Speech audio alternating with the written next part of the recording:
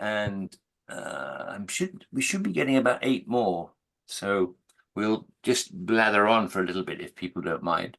Okay, well, Sorry, off you go. if I carry on sort of introducing myself, that will save me saying anything at the beginning.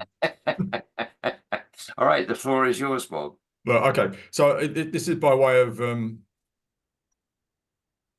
sort of an introduction to me. I helped set up the Marine Conservation Society, which got me into kind of environmental things in general, and I've been a freelance consultant for probably over 35 years now. And as part of that, I've organised lots of conferences. I mean, something in the order of 300 plus. Okay. And 100 of those were for an organisation called the Chartered Institution for Water and Environmental Management. So essentially, the professional water sector. So that's the Environment Agency, the water companies, and a whole host of associated people operating in those sectors.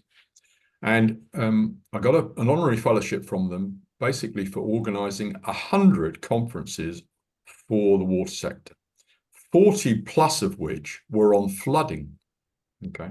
Now, I've never trained in the water sector. I'm a marine biologist by training, various other things, and environmentalist. But I've organised lots of conferences. And so in the process of organising these 40 conferences on flooding, I talked to all of the speakers. And so lots of rehearsals. So that was I must have talked to over 400 speakers. Okay. So what I'm going to talk to you today in a very sort of truncated form is about an overview of that industry, which that sector, which hopefully will help you figure out what the hell's going on with it when you try and interact with it. Okay. But that it'll be quite a brief overview, but that's the background. Okay, well, we're up to 9. Good morning, Chris, or afternoon to Chris, who's just arrived. And there should be another 6 or so coming, Bob. But if you want to get started and let the others catch up as they may. Why don't we get started? I mean, I'm kind of, in my conferences, I always started on time. Okay, look. So I've explained the background to this. What I want to do today is really just cover 2 things. One is to kind of cover the sort of small scale, local scale stuff. And then the second is to explain what these major categories of flood people look like and what they do. So I'll cut straight into that. So I've been working in my own parish on environmental issues and also in our local area, which is a small town in Gloucestershire. I see you're from around the country. My parish has only got 115 homes and 250 voters, so it's really quite small. But in essence, the things that we've run into at a parish level, so if we take place as a small parish in Gloucestershire, nowhere near a river, I might add, looks like this. So it's rained a lot, up to and post Christmas. We have one of our local roads, which is completely blocked. It's been completely blocked now for 7 weeks by flood water. There's a kind of strange lack of interaction between highways and the farming or the farmer near this. And it's causing us, literally, the road is closed. So that's just one small example. We don't flood routinely in Kempley, but there are a couple of properties that do. And I want to, just as an aside, I've given Graham a note, 2-page note of what I'm going to say. He can use that as he sees fit. I'm not going to be doing any writing of what's said afterwards. So anyway, so these 2 properties, I've given our parish council lead the details of the National Flood Forum Blue Pages Guide. Okay. I've organised a couple of meetings for the National Flood Forum. The National Flood Forum, I mean, many of you will have watched Toby Jones and the Post Office scandal saga. The National Flood Forum cater for the flooding equivalent of the post office scandal. Okay, it's exactly the same thing. Plenty of human desperation surrounding flooding.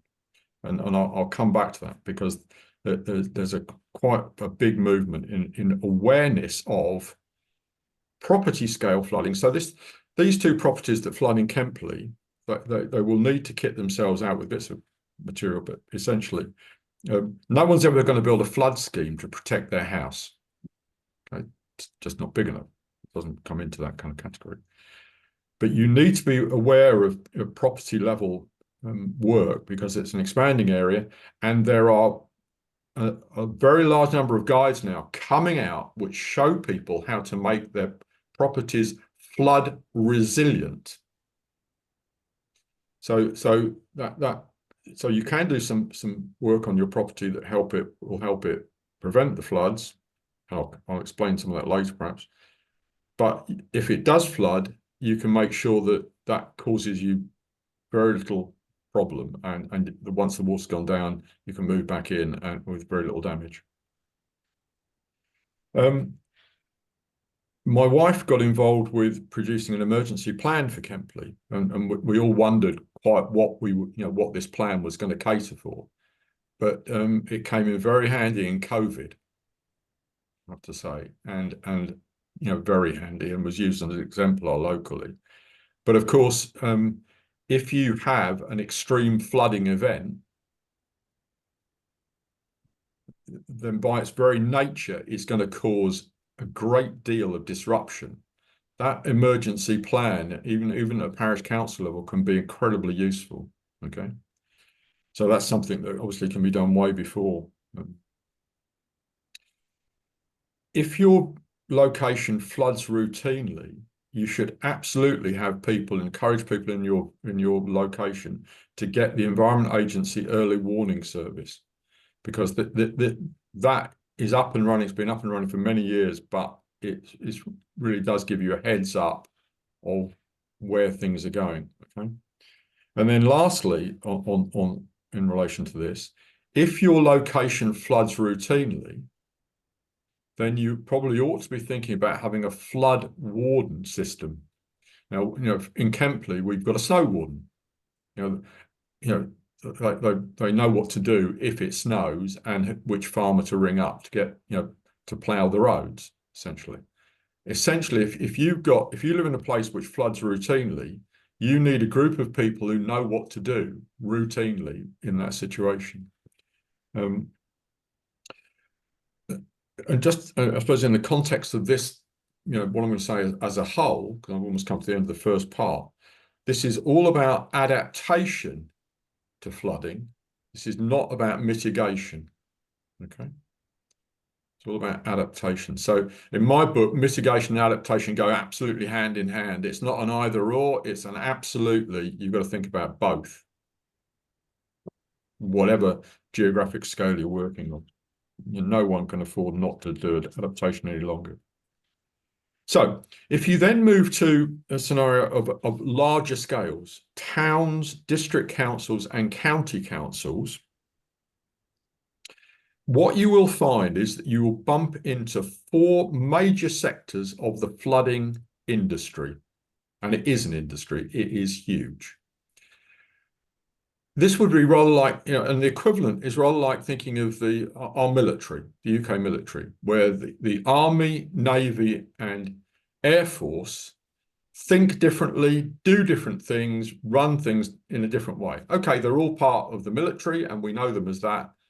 But if you think of the flood squad as being divided in those kind of categories I'm going to tell you about, then you'll get a sense of the different types of thinking that go along with what they do.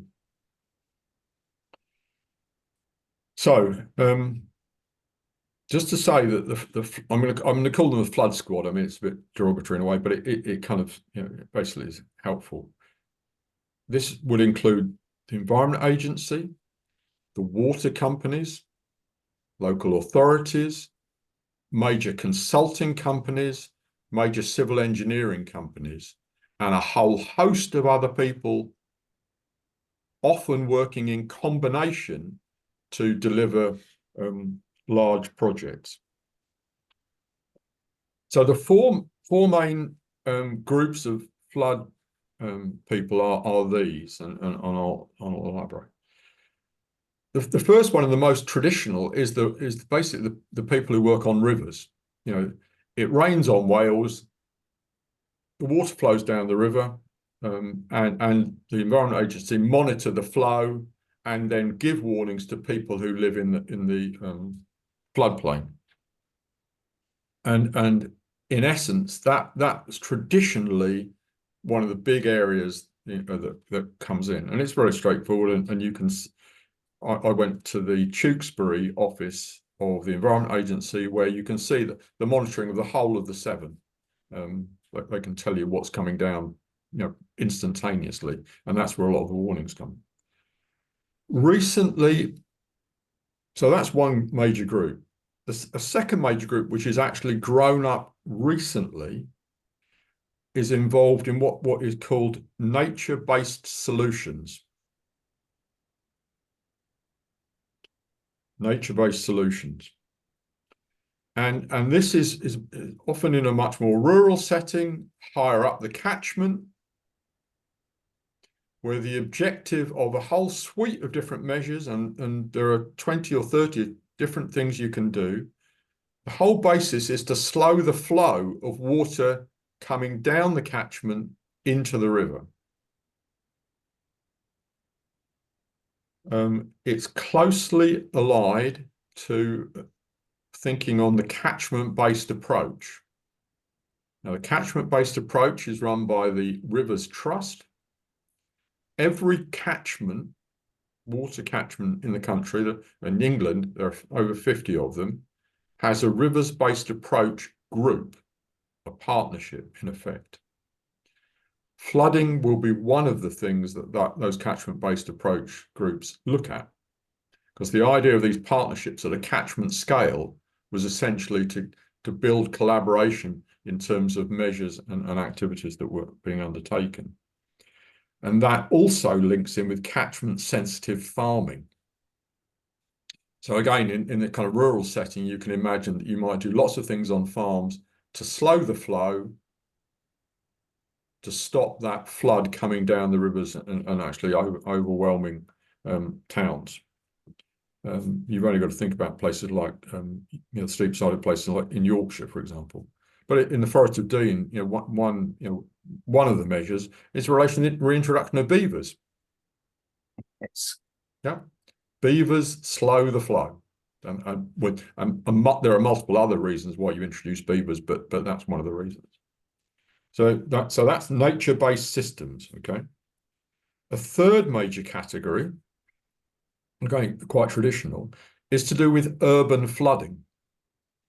So think very large sewer pipes going through very large cities, and obviously sewer pipes go through all sorts of size cities, but in essence, the urban flooding squad are into putting drains in, connecting, you know, and unconnecting drains to sewers.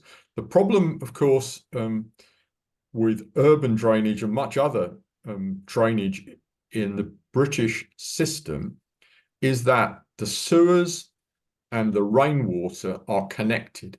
There aren't separate systems. So when you get flooding in an urban context, it's often mixed with sewage. Okay. Now, there is a major issue in towns because there's been more and more hard paving. So people are paving their front drives and making them car parks. So the rain hits the paving, comes off the paving onto the roads. Bearing in mind the last flooding conference I did was 10 years ago in 2014. But the phrase that was used a lot was, you know, the roads are the new rivers. You will have seen pictures of cars floating down the roads on waves of floodwater. But the reality is that a lot more surface water flooding, and they call it surface water flooding in this urban context, A lot of more surface water flooding is happening now because of the greater number of hard surfaces, less opportunity for the water to drain away. There's a major that's the the problem which is growing. There's a major how should we say move in this sector, and which has been going on for at least over 20 years, for what they call sustainable urban drainage, SUDS for short. This was business for me. I organised I think something like 11 SUDS conferences because this sector was growing all the time. So there are ways of building in drainage into urban settings to reduce surface water flooding and minimise flows.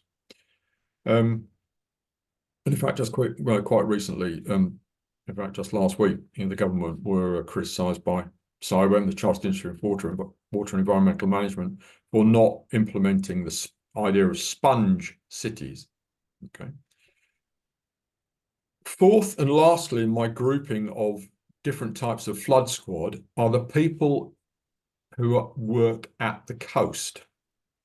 Okay.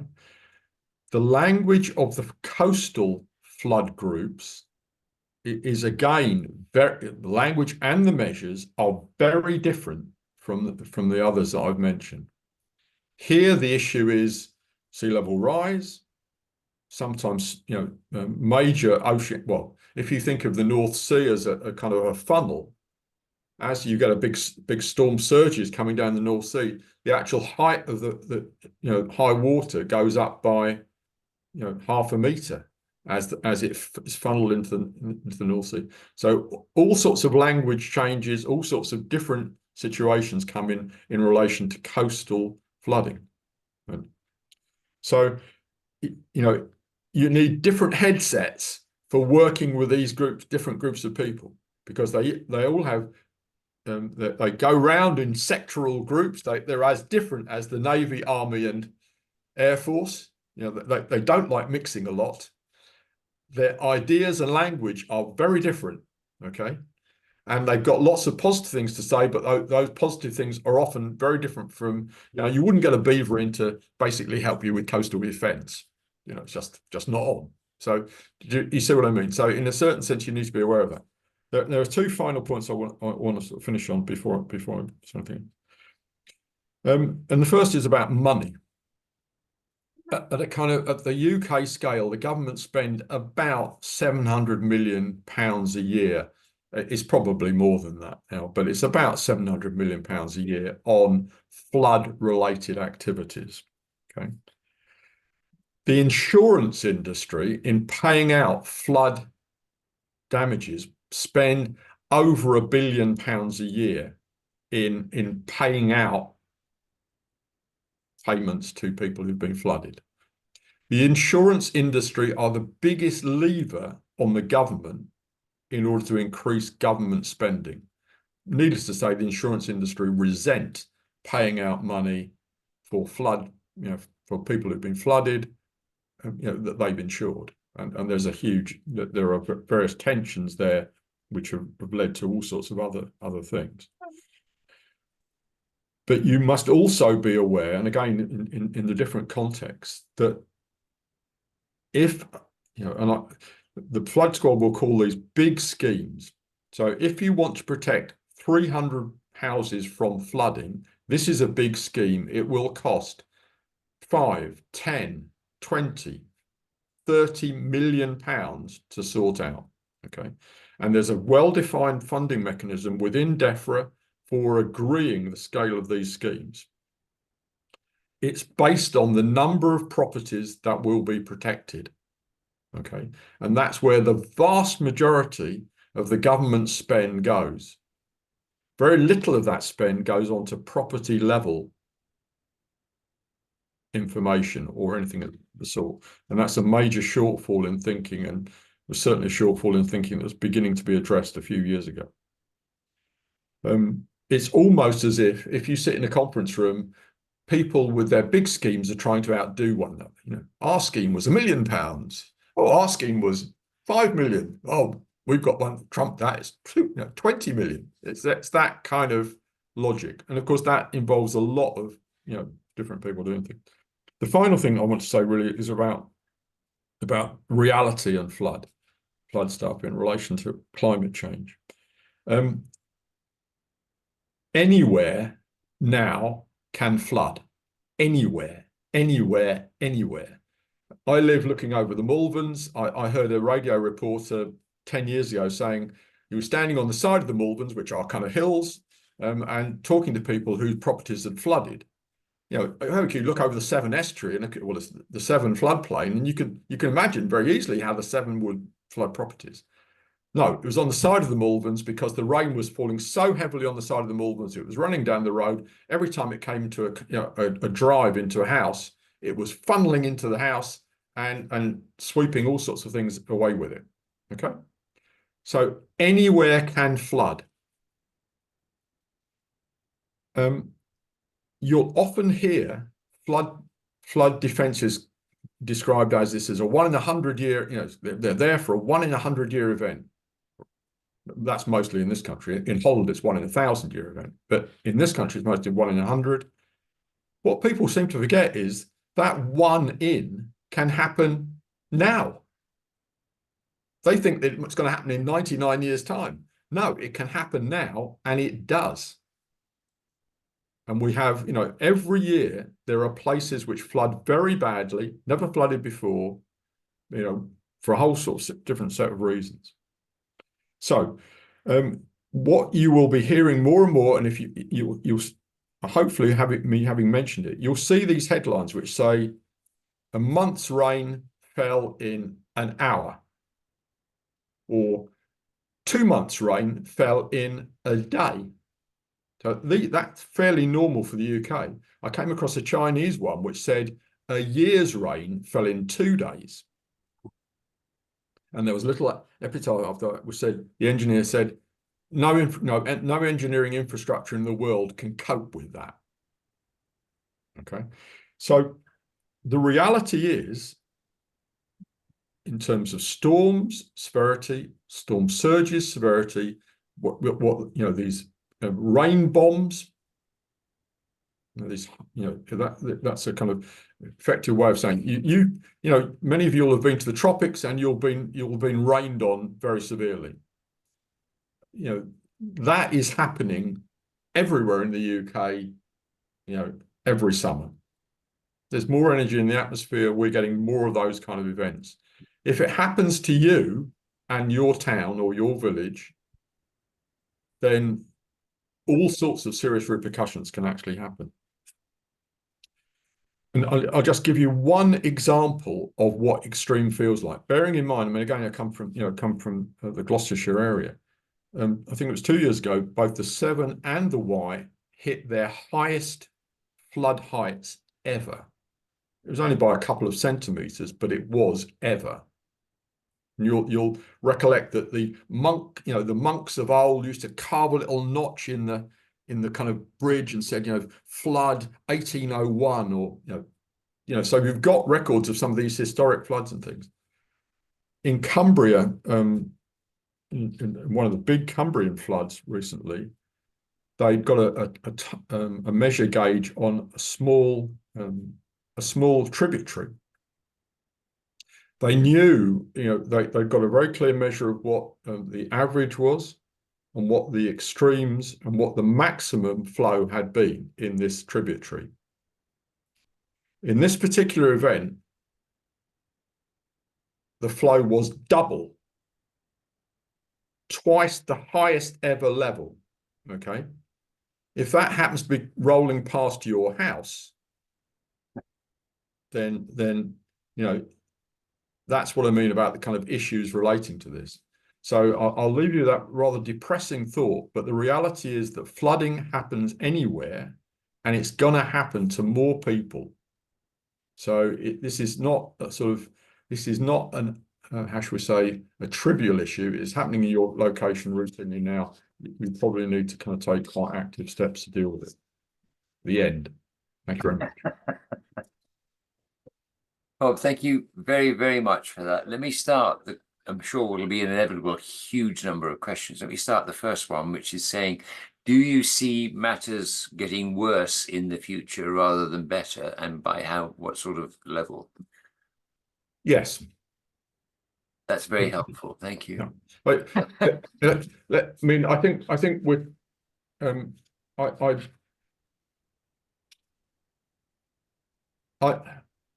I believe that climate change is going to get worse and much worse and much worse and much worse, in ways that that we can't begin to imagine at the moment.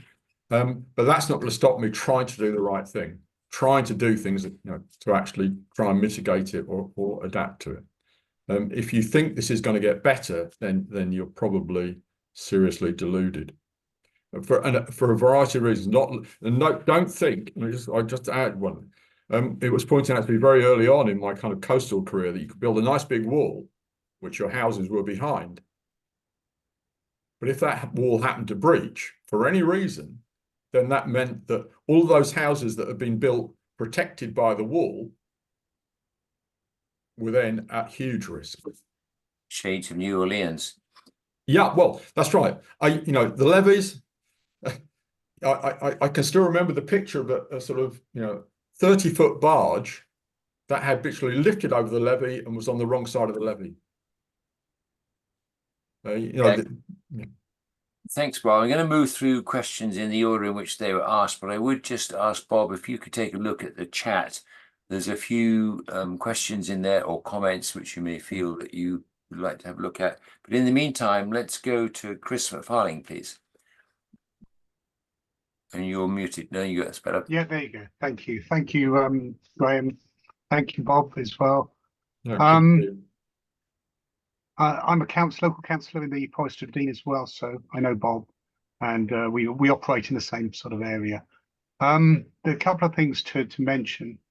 That the potential for areas to absorb floodwater and temporarily store it in the upper catchments and the middle catchments is great. The soil, one of the things that happens is that when we see flooding, particularly, we see our rivers turn brown, and that's mainly because topsoil is being discharged into the ocean. Once it's gone, and it takes many years, decades, if not, to recapture that organic soil, living organism, as it were, from which our crops grow. So, but the potential is not realized because we are degenerating our soils through the use of chemicals, fertilizers, herbicides, and pesticides, which means that the propensity for them to be washed away in extreme rainfall events is great. But that has another effect, which I'm working on at the moment, do some research on, is that when it operates properly, the water cycle, as it were, when it lands on soil that can absorb it and sponge it, that also recharges the aquifers which lie beneath. Now, we need those charged to the full because with climate change, we're now getting droughts, longer and more severe. And at the moment, the licensing for abstraction is not regulated as much as we would like, and we find that for instance, in our case, a couple of years ago, where we did have a drought, the water was being abstracted from the River Wye, which meant that the flow was reduced, algal blooms increased, and all the wildlife died because the oxygen levels were plummeted. And so we've got to be careful that we understand the whole cycle and how we can intervene to benefit natural processes as well. The one thing that Bob didn't mention is that you get groundwater flooding. Now, I live on top of a hill in St Rebels, in the Forest of Dean, and my garden is about 3 feet above the floor of the kitchen level. And regularly, when it does, there's extreme rainfall, I get fountains coming up in the middle of the kitchen floor. And it's a concrete slab, but it's got a little crack in it, and that's where the water comes in. And there is nothing I can do. I can't lift the house, and I suppose I could lower the garden, but that would be a mammoth job. And that's what we're talking about. And so we've got to be aware that that happens, but usually happens after 2 or 3 weeks of persistent rain, and then you get a storm coming in, and that just it's just the pressure. The pressure that the water table is so high it pushes the water up underneath the house, and this is happening more and more as well. So we're getting reports into the flood register that the people are flooding. They've never been flooded before, but it's just coming up through the floor. It's coming, at that level, and that's something we need to think about. Obviously, the trauma of being flooded is not insignificant, and so we do need to look after people who have been flooded. But my final comment is that if we are to survive climate change, we need to look at how we relocalize all of our services and all of our needs, basic needs: water, food, clean air, and materials for whatever we need. And if we can localize the flood storage by using our gardens or using farmers' fields or any land to either plant trees or to do whatever natural flood management processes we can use to store that water, recharge the aquifers, then we do that. So I'd even take it down to the lowest level, which is small communities within a parish can actually do that if they work together. And that's the only way we're going to at least increase the potential to store water.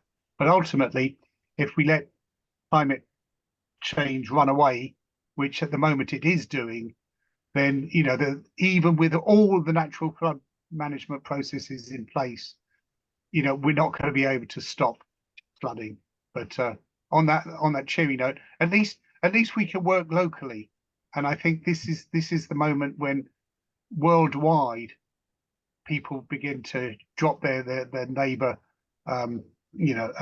antagonism and just work with people who live locally to get the best out of what we can.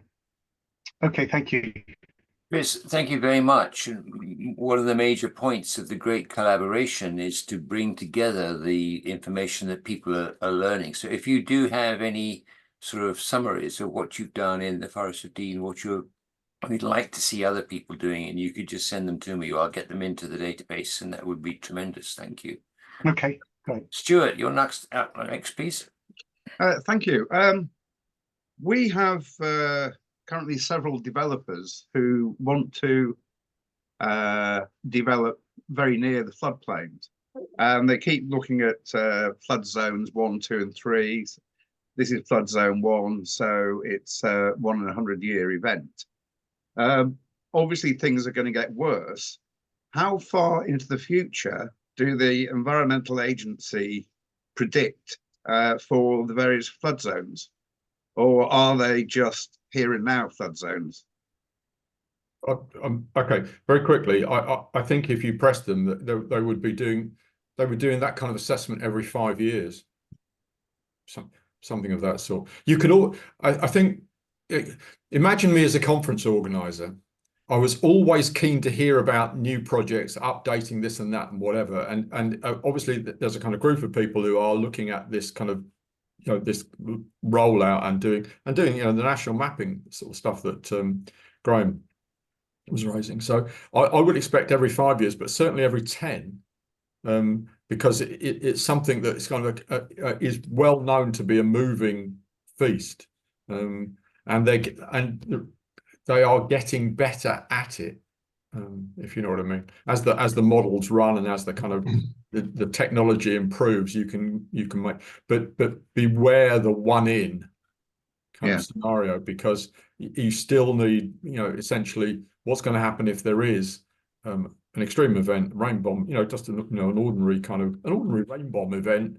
Where's that, are they going to have a drainage pond where that's going to go before it goes somewhere else for it? So as things stand at the moment, if I'm looking at the flood zone map, that is a here and now estimate, and it's not taking account of the future. Oh no, what they do is they well, put it this way, whether you call it a revision or whatever, but they certainly revise it regularly. Do you know what I mean?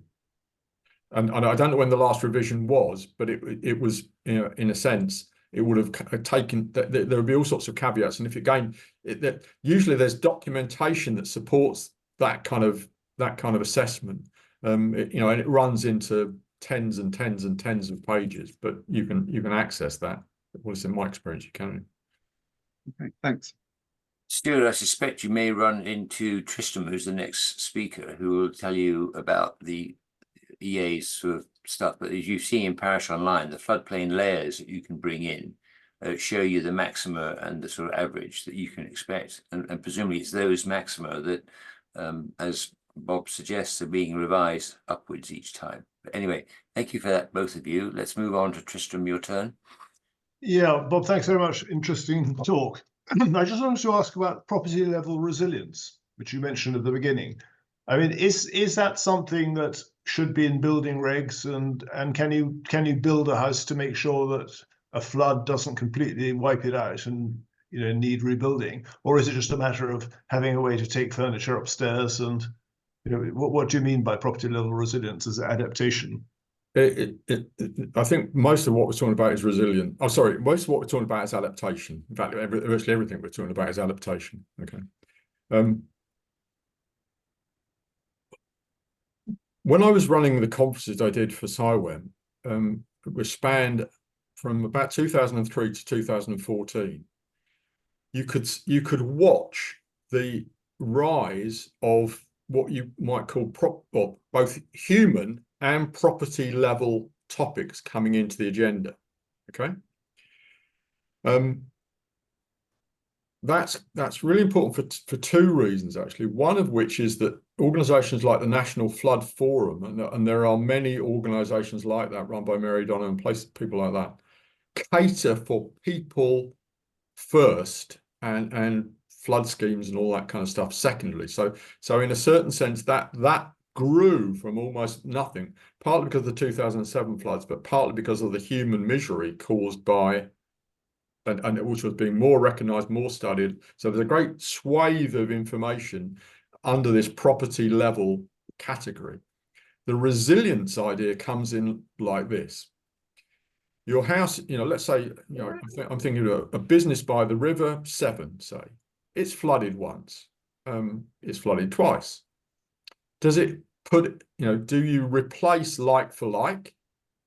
Or do you replace with, let's say, you know, in other words, you don't replace it with, you don't replace carpet with carpet, because in 5 years' time, you're going to get the carpet flooded all over again. Or do you replace it with a slate floor, which when swept clear, whatever. So there was a certain amount of, you know, there are a whole raft of things you can do to make your property resilient, you know, realizing that this is what you're going to have to put up with. And again, there are kind of guides and manuals. These things are churning out now in a great swathe. The thing I would just say, though, it's one of these kind of conceptual things, though. I remember being in a room with sort of 250 big schemers, you know, the 5 million, 10 million, whatever. And there was a presentation on property level approaches by a man from DEFRA. So there was just sort of like one man from DEFRA doing this and not very many others. And you could almost feel the hostility in the room towards this one solitary soul who was talking about property level schemes. And yet there are a vast, huge range of properties that are a bit like Chris's, you know, with the groundwater flooding, a whole variety of quite small conurbated, well, the groups, you know, 5, you know, 2 or 3, 1 or 2, these kind of numbers, but there are a vast swathe of them that are never going to be dealt with by big schemes. Never, ever. Because they're just not worth, you know, worth the money. So in a certain sense, the owners then there's a dynamic between the owner and what they do and the insurance company. And the insurance company were getting more, I think the Association of British Insurers changed their policy, I think 2 or 3 years ago, to actually allow for not like for like replacement, but to build in resilient. It just kind of makes sense. It just saves their bill, Thank you. Thanks both. Helen, it's your turn, please. Actually, I'm not sure I've got a question. It's just always good to hear how other areas are responding to and how all of this sort of climate issues are becoming more of people's everyday consciousness. So I probably won't. I put a few links in because here in Cambridgeshire we are, water and flooding is a huge issue. But somebody asked a question about, and we had really bad floods here last week, a couple of weeks ago, and there was some of the work that's been done by the Environment Agency and other agencies had stopped any domestic houses from flooding, which was reassuring. In terms of a question that somebody asked about to what extent are the powers that be government departments taking this seriously? Certainly in the Fens, we've got something called Fens 2100 because it's the sea level, because we're such flat, low-lying land. If sea levels do really rise, we're stuffed. And so they are investing a lot of money with Anglian Water, the Environment Agency, all working together to do that modelling to look at where sea defences may need to be strengthened. And we've got some, because of our fenland soils, which are hugely productive and provide quite a lot of the nation's veg, and all of the carbon emission release and the water levels, it's all linked to water levels. So it was just every area's got something slightly different or unique to it. And certainly here in Cambridgeshire, we are just beginning to really grapple with it, and it's complex. That's all I can say. Okay, well, thank you very much. And this is a good point for me to mention that there's lots of useful stuff coming up in the chat sessions. All of these will be copied and sent out to everybody with the copy of the video and the presentations that I was going to make, but we're running out of time for. But in the meantime, let's move on, please, to Yvonne. Hello. First of all, sorry for jumping on late. I was stuck doing something else. I do apologise. This really is my priority. I got stuck doing something else.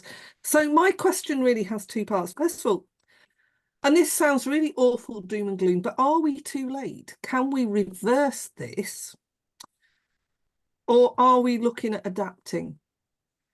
And my other part to the question is, and it's been alluded to, what can we do very locally, even down to people's gardens? Is there some kind of somewhere we can go? And I've made a note of all the links. But is it worth, if there isn't anything, is it worth us looking at as a group? Do we look for funding? Do we look at putting together some kind of information as to what individuals can do? Because this is obviously, it's affecting individuals in their own home, down to somebody's back garden. What can be done to help? Can I just come back to on both both questions? Everything we've talked about today is about adaptation. I've not mentioned mitigation at all. Every measure that people are adopting at whatever scale is essentially about adaptation. I think my rationale, however bleak the future might be, and I'm not going to go into that, is that, and this is why I rationalise, I suppose, working with local people, is that things they can do now often benefit them, okay? Or things that communities do now often benefit them. Now, at the end of the world, as it were, this might, but here and now, there are things you can do here and now that benefit you. So why wouldn't you? So I've got this is a sort of simple example, but a friend of mine lives in a drive, and he was the only person in the drive with an electric car. Petrol prices went balmy 2 years ago, and lots of the people who lived in the drive came and asked him about his electric car. So, so in essence, and his energy bill is half that of people in his drive. So, yeah, sure, he's doing stuff now that's benefiting him now. Scaled up, you guys are operating in a kind of community context, and so there are things you can do now that will benefit your community on whatever scale. So you absolutely should go ahead and do this. I think the problem with the kind of it will flood anywhere scenario now is that the reality is you can discover how you will often discover how poorly prepared your community is when you get struck by one of these rain bombs, because it hasn't happened before. Do you know what I mean? And that's but sure, you've got to be positive. And does that so answer your question? Yeah, it does in terms of we've got to adapt for sure. Yeah. But what the other part is, what can we do? What should we be doing, and where can we find that information to disseminate it? I specifically work with town and parish councils, but they in turn they work, with the community. So it's how do we find that information of what can be done, and so we can disseminate that and tell people this is going to help. If you can do this, this is going to help. So this comes back to the kind of perhaps some of the fundamental things that Andrew and things that doing the great collaboration. It's very some of the stuff you will do is necessarily very site-based. If you're living on the coast and behind a large coastal defence, there's not a lot you're going to do about that particular scenario. But there are, it's like the kind of runoff from your front drive. It's essentially, there are local things that you can do. And I've sent Graham a kind of example this morning of Beverley in Yorkshire.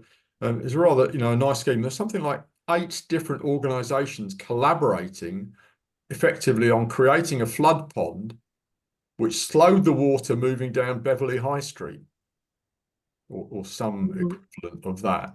And just recently, it's actually worked. So really, and I understand that because the geographical things that we've got in the UK. I mean, I'm in Derbyshire, which is vastly different. Couldn't be further from the coast. But we had some really severe flooding recently. Well, that's right. And I think the reality is, I mean, I was in Yorkshire after one of those really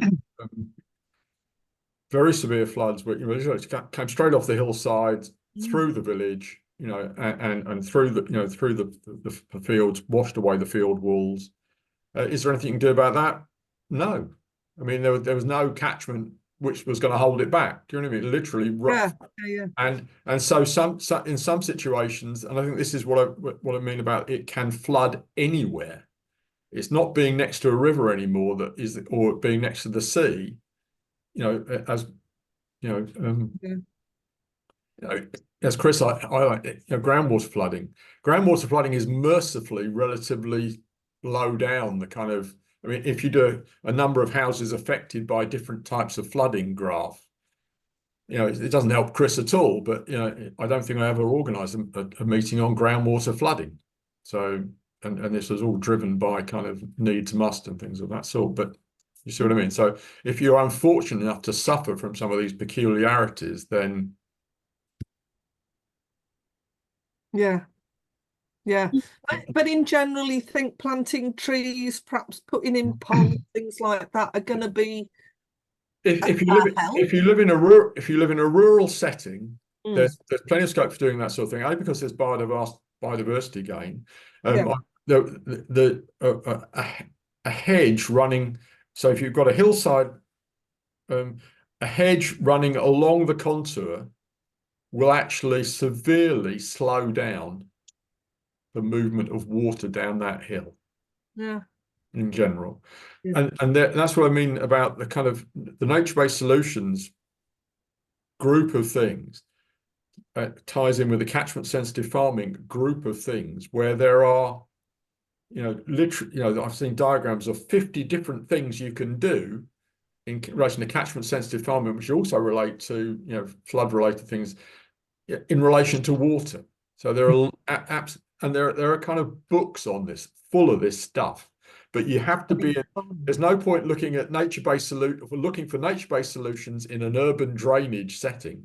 No. Do you know what I mean? So the place and the situation will determine the group of flood people and their language and their literature. That they're a prolific lot. This lot. I mean, they produce papers and reports like there's no tomorrow. Right. Yvonne, Thank you for that. That's brilliant. Yvonne, you really highlighted again the purpose of why we're here, because the great collaboration is dedicated to gathering the sort of information you're asking for and making it available to people according to their circumstances. We've got a long way to go because we just got started, but the more that all these links that people are putting in the chat are really useful. And I prepared a presentation that we're not going to need today, but it will have a whole bunch of links in it that I hope you will find helpful on what to do about local resilience and that sort of thing. So good from there. Helen, you've decided to come back to us. Please go ahead. Yeah, it's again, it's more of a observation and a reflection that I'm really surprised sometimes when I listen to town clerks sometimes or people that are very town focused or parish focused. It's like that all of the things that I know that are going on aren't touching you, where that's initiatives from DEFRA with farmers and landowners, from the local nature recovery strategy. So all the push that's coming down through other departments perhaps doesn't seem to be landing in lots of places. I know that traditionally there are some really the relationships between district councils and parish councils can be, and I live in one of those areas, not great, which doesn't help. And the level to which your area is subject to flood risk, I think also perhaps is a factor on how visible groups are. But I know certainly within Cambridgeshire, if there are any others from Cambridgeshire here, that ethics may be similar. That we have a county resilience forum. I was talking to, and there's been a county resilience person appointed to do community liaison based within the police. I was talking to her on Monday and she was telling me that actually so resilience I think is a great thing to hang lots of things off, but it doesn't just rely on flood. And apparently when they're looking at risk, flooding is actually one of the lowest because people generally know when it's coming. So that whole, as a result of COVID, climate, flooding, everything, where there are high risk areas, I think there is investment being targeted, and the local areas ought to be, as am I here in Cambridgeshire, becoming much more aware of that convergence of interests that are going, no, we've actually got to make it happen now. So it's just don't anybody feel you're alone, I think. It's probably Can I just make one thing right? Resilience. Helen, you've mentioned it I mentioned it at a property level, but at a kind of county and a national level, this was huge. The 2007 floods really led to a huge shake-up of the way things were dealt with. All sorts of recognitions, not least among the blue light squad. I mean, essentially, the fire service is as much about rescuing people in floods now as it is actually putting people's fires out. They're the people who come along and do this stuff. So resilience in a different context at a national level and a county level is really important. And as you say, county councils, I'm sure, will have resilience committees that deal with this. And frankly, floods shouldn't be very low on that score because many places are extremely prone to flooding. Thank you very much, Helen. Tristram? I just wanted to quickly ask, do you think we're being strategic enough and looking far enough ahead? Stuart's remark about people still wanting to build in surface flooding areas, zone 1 or 2. I mean, shouldn't we be saying maybe we shouldn't be building in low-lying areas at all? we should anticipate a 10-meter sea rise, and when London maybe becomes indefensible, and only build above, in places that are above 600 feet or whatever it is in height.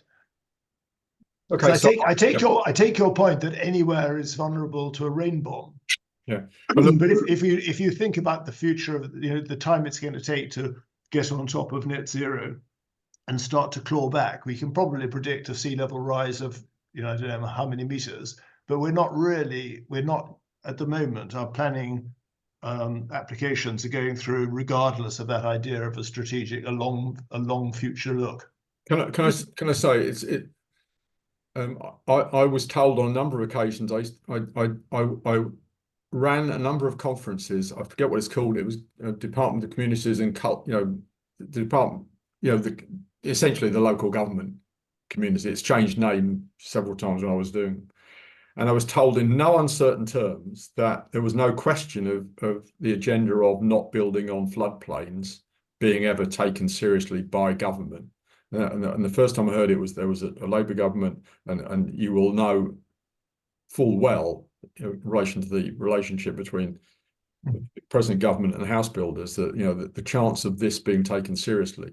So however strategic lots of people would like to be, the reality is that there are political realities that must take precedence, and that's what annoys the shit out of to put it technically, the Association of British Insurers, because they would come along. So if you ever want to do something on local authorities and flooding, the Association of British Insurers will wheel out their key people very quickly to talk to you about this whole issue and area.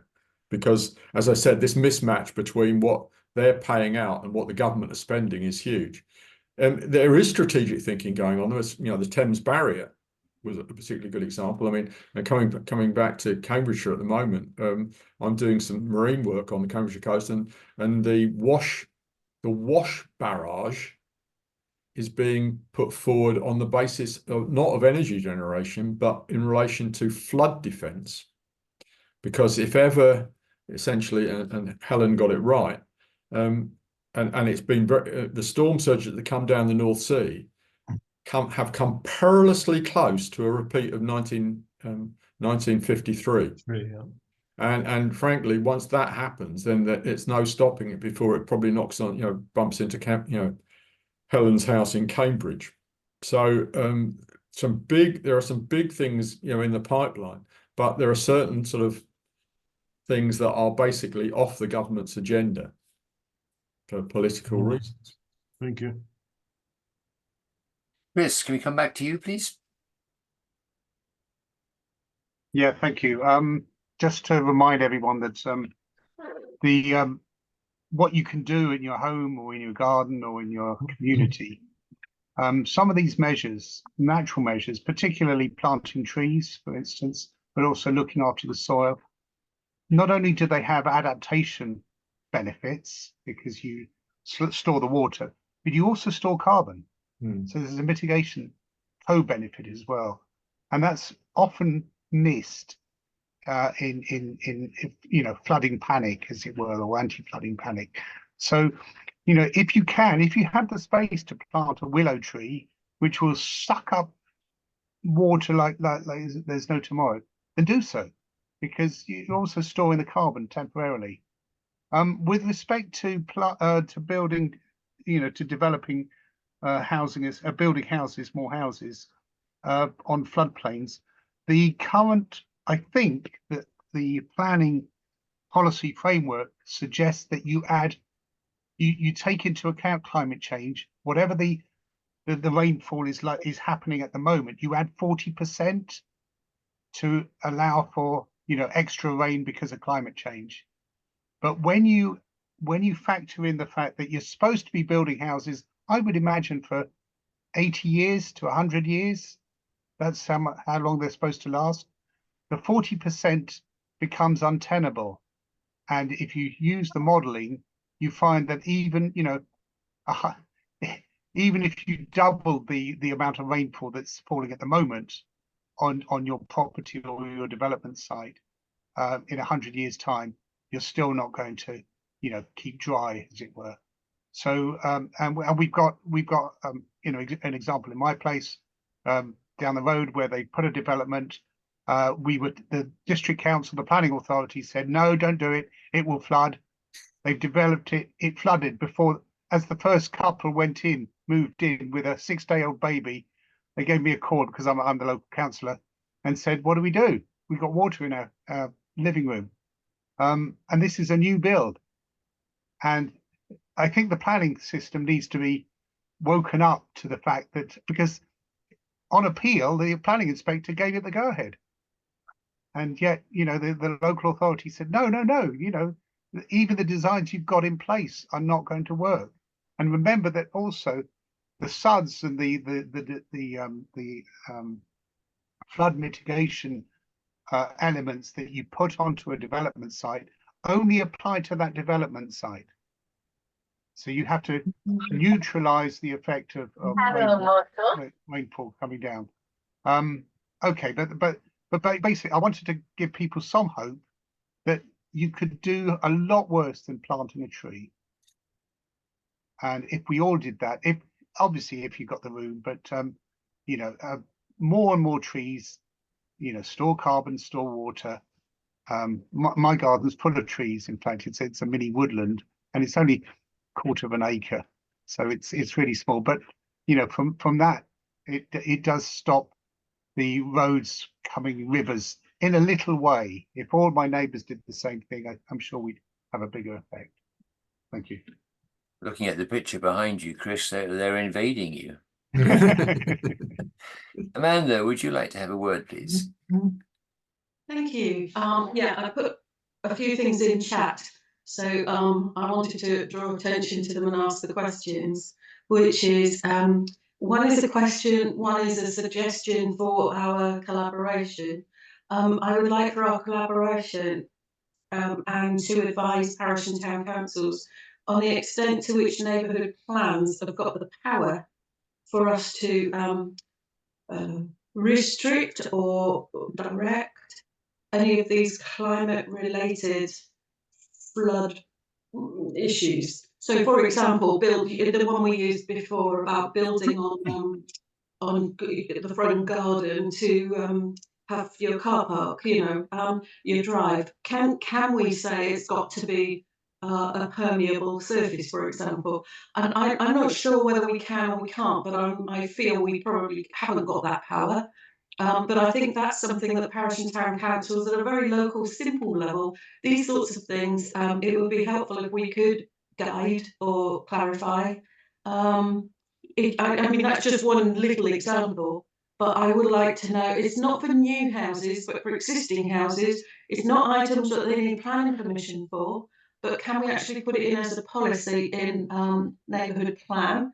And the second issue was in relation to the Water Act, I believe it was called, and I think it was possibly about 2010. And the Water Act covered the whole of the I think it was the UK, but it was enacted differently in the different nations. And so in Wales, the SUDs, the attenuation ponds, for example, have to be entirely in public ownership. It's regarded as far too important for society to manage water than to have it in private hands where, you know, profit counts and people are there to pay contributions. You know, it's the attenuation ponds on new developments have to be adopted in Wales, but not here in England. And my question was, do we know whether there's any appetite? And I guess the answer is no, but could we put a policy sort of or lobby for this to be looked at so that one example here is if where I'm on a new development and I pay an estate management company to look after the attenuation pond, if they don't look after it, it's going to flood the village. It's not going to flood this development. And yet, as a parish councillor, I don't seem to have any control over it at all because we didn't adopt it. So where is the power to manage these things? They're there on paper because otherwise the planning permission wouldn't have been granted. but there's no control over the if they don't manage it well and something goes wrong, it'll just flood the village. So those are my contributions. Thank you. Certainly looks as if Chris has got a bunch of answers for you. Yeah, thank you. I'm a parish, district and county councillor. So the district council, the local planning authority, has the power to put into place policies which cover everything that you've been talking about, Amanda. And it's, what happens generally is that the development, if it hits a policy which it doesn't meet, then the local planning authority has the powers to enforce that. However, they can go to appeal, and they generally do, and then the national legislation comes into play, and it's down to the inspector who has the final call. But there are more and more local authorities who are just doing a reality check and saying, look, we can't continue like this. We need to up the ante, as it were. And so I think that upward force from the parish levels is going to affect how planning is changed in the future at a national level. So I would put whatever policies you want in your neighbourhood plan, and make sure that the district council, whoever they are, take that on board and incorporate that into their local plan or strategy. We're doing that at the moment on a wide range of things, which the government seem to be rowing back on. But I'm assured that we're not supposed to be political. How can we not be political when we're councillors? I think it's Chatham House rules with the great collaboration. Yeah. The- I mean, I'll just say one thing by way of observation. I mean, the National Flood Forum have and bodies like that have, if you like, provided a more public voice for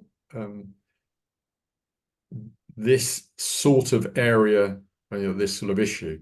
Okay, that simply didn't exist before. It's not like sort of, say, biodiversity conservation, where you've got a huge NGO sector and as well as the public sector. Whereas I think since 2007, you've seen the growth of individual advocacy in relation to a whole suite of problems from local property level, but up to these more strategic levels. And certainly a previous director of the National Flood Forum was ex-DEFRA and was quite happy to take those kind of issues on board on behalf of the National Flood Forum. I'm never quite sure what the local government association, who they actually represent. They clearly have flood-related expertise, and they could quite clearly clarify some of this or even push some of these agendas. They didn't often come out to play, I have to say, apart from in the coastal setting, where there's a coastal special interest group, which is predominantly the Flood Protection Squad. But apart from that, I never used to see the LGA represented. So perhaps there's something that needs to be done in terms of a voice for some of these matters. Amanda, I can offer you some possible help in that the new national policy planning framework gives a lot of power to the neighbourhood plan. So if you can get your neighbourhood plan through and it makes these rules that you're talking about, then it will be upheld. We've locally in Bembridge, we are trying to fight off a developer who wants to put in 130 houses in a field, which is prone to flooding anyway, before he's even put the housing in and all that tarmac and so forth. But then the NPPF came out in late December, and we were able to say in early January that our neighbourhood plan, which is still valid and still in effect, states that there will be no development of more than 9 houses. So we just chucked it out. And now we're waiting to see what the impact is at the higher level, because doubtless he's going to appeal, and doubtless the local planning authority is going to have to be faced with the decision of, do we obey the NPPF or do we break it? And I'm itching my suing fingers to see if they say break it, because we challenge it. So I think the NPPF is sort of trying to help a little bit, but it depends what your neighbourhood plan is saying at the moment. And of course, that neighbourhood plan has to be valid. It needs to be reviewed every 5 years nowadays. May I just jump in quickly and say that one of the issues I had was about houses that already are built, wanting to do something for which they don't need planning permission. You know, can we put in an emerging neighbourhood plan, because we don't have one, and we're just starting to scope what we might look like if we do bring one in. And sustainability is a big part in there, in which we've included floods as well. But it's the power to I don't know whether neighbourhood plan policies cover things that don't require planning permissions. I don't have the expertise to answer that. Well, I think it's a rhetorical question in a way. I think it's these sorts of things that would be helpful if we had the knowledge, if we were able to guide councils at a very local level, because I think we're focused on parish and town councils here, aren't we? So it would be NALC, for example. So it might be that I could take through my local association of parish and town councils and put a policy towards NALC, for example, that campaigns for some of these things at a national level. But it's kind of letting us know what powers we have currently, what framework we're operating within currently, and demystifying it a little bit for the small parish and town councils that collectively make up a large amount of what could be encouraging very small changes in everybody's gardens that make all the difference, if you see what I mean, rather than the larger strategic things that you get in NPPF and brand new developments. It's quite a different thing for existing local residents and the guidance that parish and town councils can offer. I draw your attention to the link just put in the chat from Jennifer, but it may help. I think that basically everything that you're discussing here is sort of grist to the Great Collaboration Mill, and through Andrew we have a tie-in to NALC and hence to fighting with government. And I think that the more noise we make, the better. So more power to all of us. Were you aware that one of the executive of Gloucestershire Association of Parish and Town Councils, of which I'm also on the exec, but he is the chair of NALC's policy group.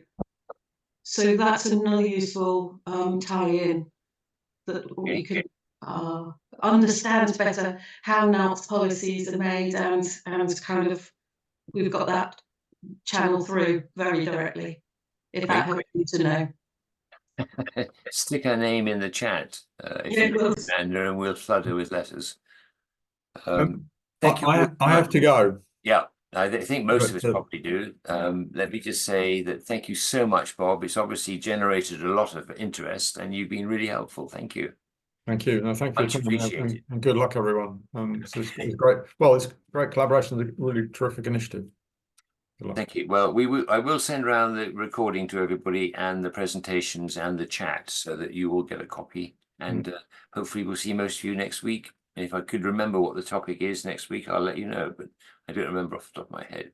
Thank you all for your time. Okay, thanks. Take care. Bye. Okay, all right. Bye.